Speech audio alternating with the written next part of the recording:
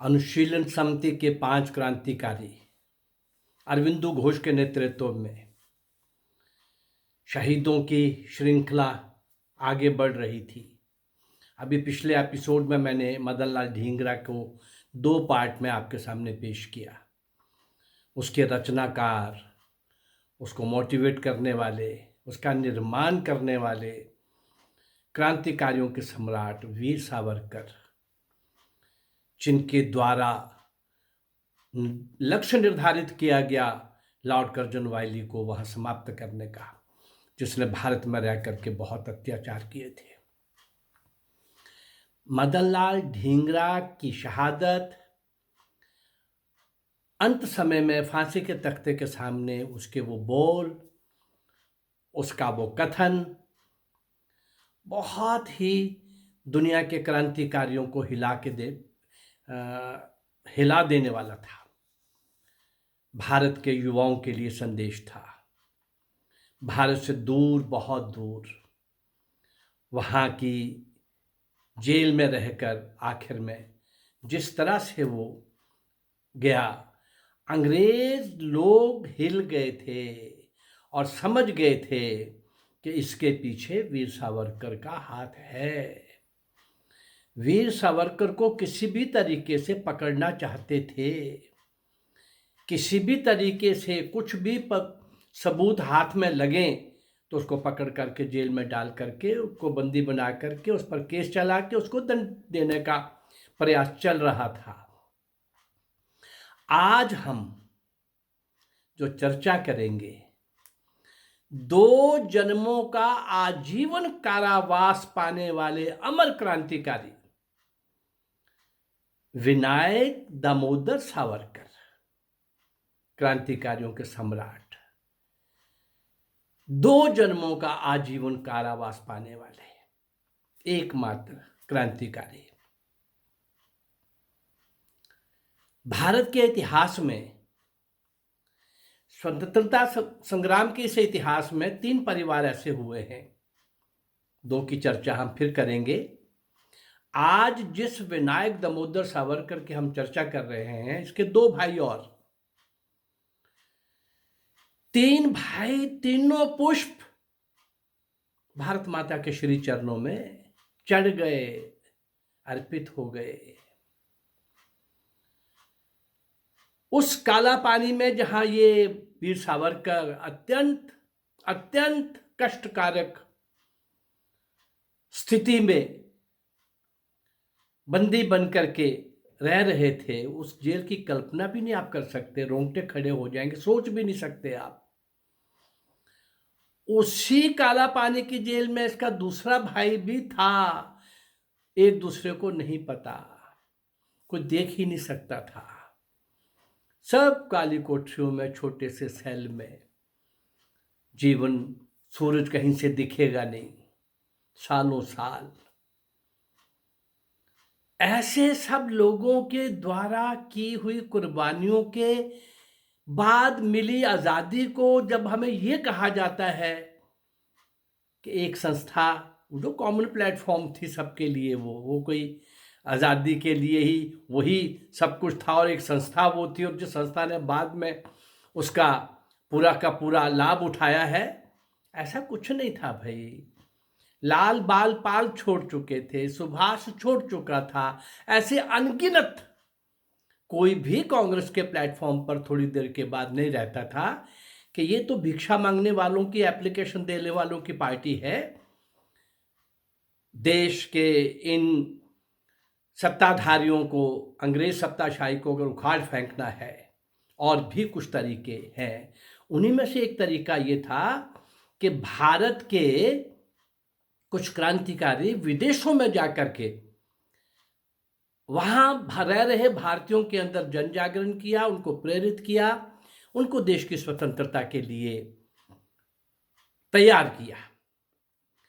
और उन्हीं में से ये वीर सावरकर भी एक थे।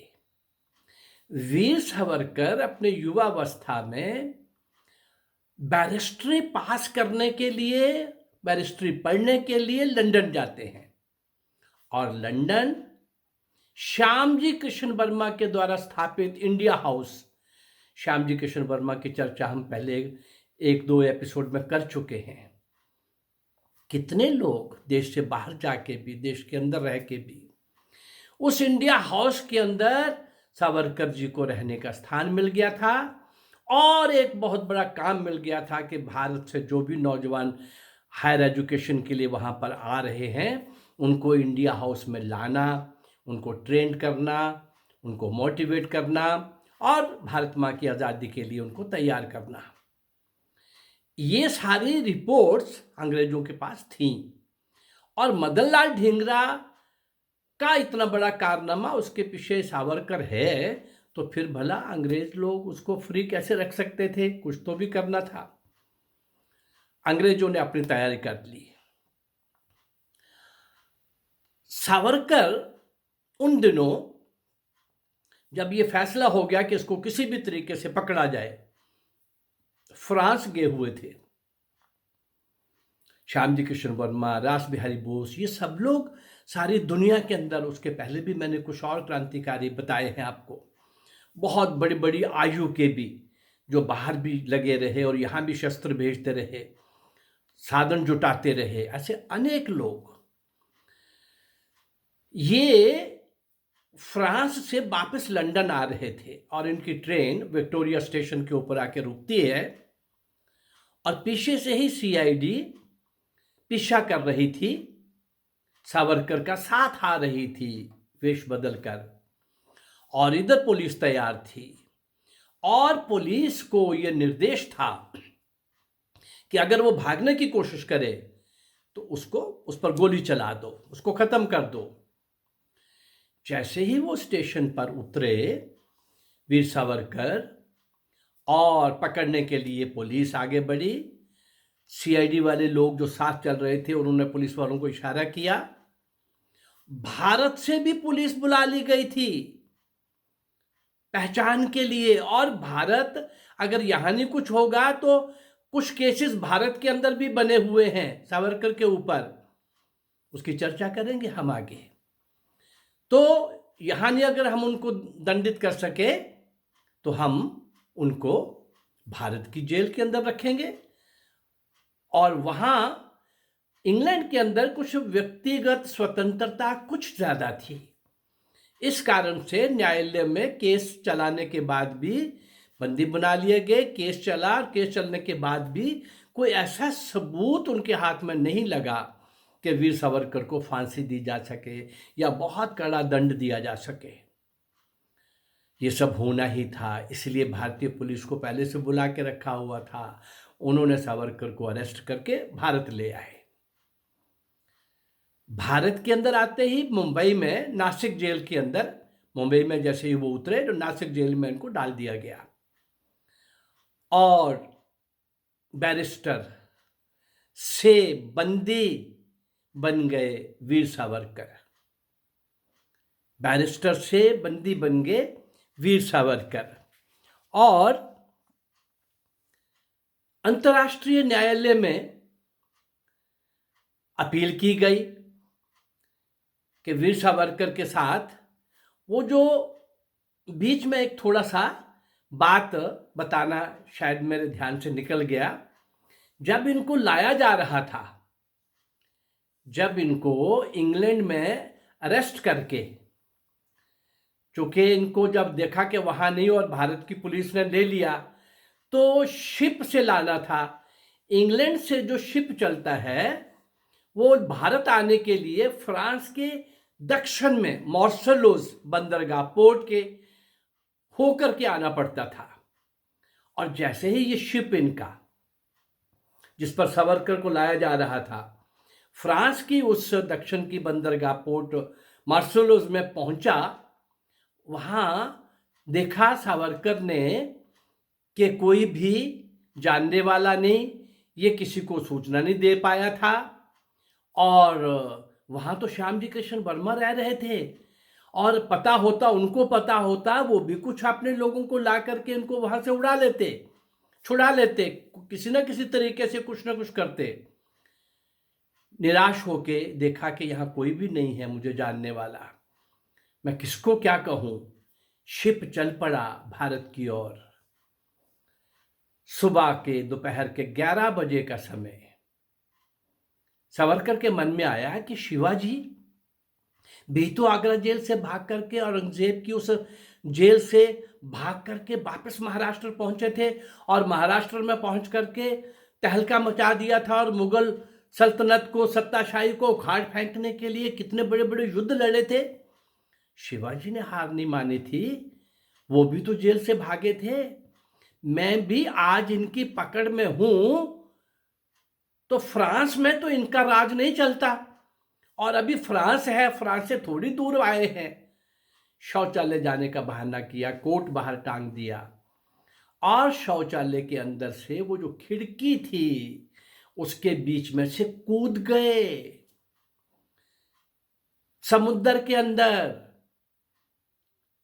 शिप वहां से निकले, बाहर की एक शिप की दीवार को सहारा बना करके लेट करके वहां पहुंचे, और वहां दीवार के ऊपर से छलांग लगा करके पानी में कूद गए, तैरना शुरू कर दिया। थोड़ी देर के बाद देखा कि पुलिस ने देखा कि श्रीमान जी बाहर नहीं आ रहे शौचालय से, तो जब देखा तो वो सावरकर तैरते हुए उसी पोर्ट की तरफ आगे बढ़ रहे हैं। गोलियां चलाई गई, गोलियों की बौछार कर दी गई, परंतु वो कुछ देर पानी में डुबकी लगाते, थोड़ा देर पानी में रहते, और फिर सर करते ऊपर, फिर वापस पानी में चले जाते। ऐसा करते करते वो पोर्ट में पहुंच रहे थे, और इधर शिप के कैप्टन को ये कहा गया कि भाई आप अपने शिप को वापस पोर्ट की तरफ ले चलो, उसी बंदरगाह में। शिप भी पहुंचा, ये भी पहुंच के पहले पहुंच के बाहर आए। इधर शिप के कैप्टन ने फोन कर दिया था कि ऐसे ऐसे वो जो पानी से आ रहे हैं श्रीमान जी, तैर करके उनको पकड़ो और उनको पकड़े रखो जब तक हम आ नहीं जाते। उन्होंने पकड़ा हुआ था, और जब ये फ्रांस की इंग्लैंड की पुलिस ने कहा, तो इतना तो उन्होंने कहा कि भी आपने वहां भी मुझे बिना वारंट के अरेस्ट किया विक्टोरिया स्टेशन पर, और यहां भी मैं अब फ्रांस में हूं, आप मुझे यहां से नहीं लेके जा सकते। फ्रांस वालों को बोला कि आप पुलिस वाले मुझे क्यों हैंड ओवर कर रहे हो इंग्लैंड को, ये दूसरा देश है, मैं आपके देश में हूं। लेकिन वो इंग्लैंड की जो पुलिस थी, ऐसा बोलते हैं, शायद वहाँ भी ये चलता होगा, तो वहाँ की सरकार को पता लगने से पहले ही पुलिस वालों को आपस में मैनेज कर लिया। मैनेज करने का अर्थ आप लोग समझ सकते हैं। और उन्हीं आताताइयों के हाथ में ये वापस आ गए, और इस तरह से उनको जब भारत के अंदर मुंबई पहुँचे, नासिक जेल में रखा गया, तो जिस प्रकार से ये बैरिस्टर बंदी बना करके जेल में डाल दिए गए, अंतर्राष्ट्रीय न्यायालय में इसके लिए अपील की गई कि इनको फ्रांस से अरेस्ट करना अंतर्राष्ट्रीय न्यायालय में कहा क्या ये गलत है, ये सावरकर का राइट था वहाँ, और वो इसको हैंड ओवर नहीं कर सकते थे। लेकिन अंग्रेज़ों की बहुत चलती थी। उस सारे के अंदर अभी तक की ये यात्रा जो मैंने आपको बताई है, अब इसके बाद इनकी बहुत कष्टकारक, बहुत पीड़ादायक, रोंगटे खड़े कर देने वाली ऐसी सजाएं इस महान वीर सपूत को मिल रही थीं, और ये डटा हुआ था। उस सारे के अंदर भी ये किस प्रकार की जेल की काल कोठरी में कैसे कैसे नुकीले पत्थर से उस काली कोठरी में दीवार के ऊपर पुस्तकें लिख रहा था, काव्य लिख रहा था।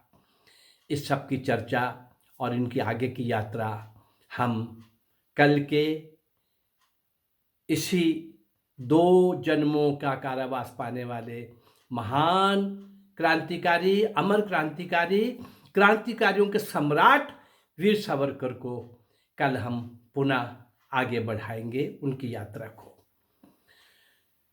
अगर मेरा ये प्रयास आपको अच्छा लग रहा है, मैं बहुत सारे क्रांतिकारी आपके सामने लाने वाला हूँ जिनको इतिहास में कहीं स्थान नहीं मिला, और दुर्भाग्य से जिस वीर सावरकर को ये आज की कांग्रेस और एंड कंपनी और कम्युनिस्ट जिस तरह से उस महान क्रांतिकारी को बदनाम करते हैं, वो ये भूल जाते हैं कि इतना दंड किसी क्रांतिकारी को नहीं मिला।